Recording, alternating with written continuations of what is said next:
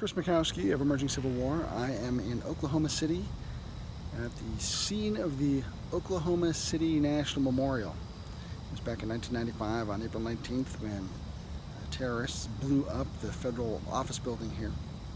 And this is my first time visiting this site, inspired to come here by a fantastic book by Dan Herbeck and Lou Michel called American Terrorist.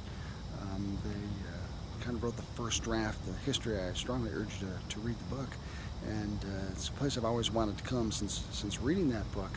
And honestly, I'm a little overwhelmed.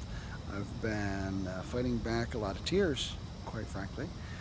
This place has had a profound impact on me. It has that same sort of quiet solemnity that the Vietnam Memorial in Washington, D.C. has. I began the day in Dallas, in Dealey Plaza, at the Texas Book Depository, in the 6th floor museum.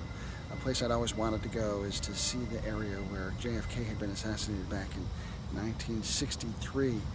Between these two stops, I also had the chance to travel to southeastern Oklahoma, to Fort Towson and Dokesville, the scene of the last Confederate surrender of the Civil War. And just having these three places juxtaposed against each other has been pretty profound. At the Book Depository Museum, there was actually an exhibit that featured the assassination, and it talked about acts of violence against America. And as I said, it featured something about the assassination. It juxtaposed that against the attack on Pearl Harbor.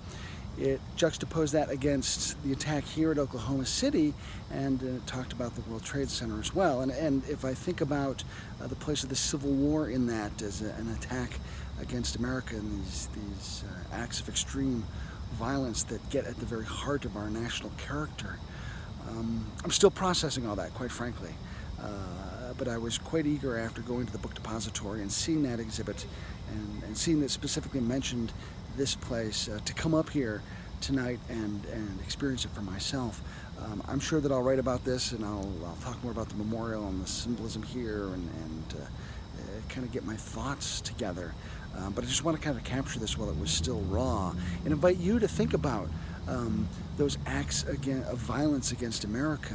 And perhaps one of the reasons that we memorialize them, that we study them, the way we study the Civil War, for instance, might be a way for us to try to process and make sense of that violence, things that are so horrific, and what can come out of that. What does that mean? What does that mean to us personally? What does that mean to us as a culture, as a nation, as a society? All deeply profound questions that I hope that you'll spend some time thinking about. I'm going to back up here just a little bit so you can see the memorial. I'm going to splice together some of the some video that I've taken so you can see it a little bit more in depth, and I'm going to kind of let the memorial speak for itself as it does so. I'm Chris Mackowski for Emerging Civil War, and thanks for pondering these deeply important questions with me.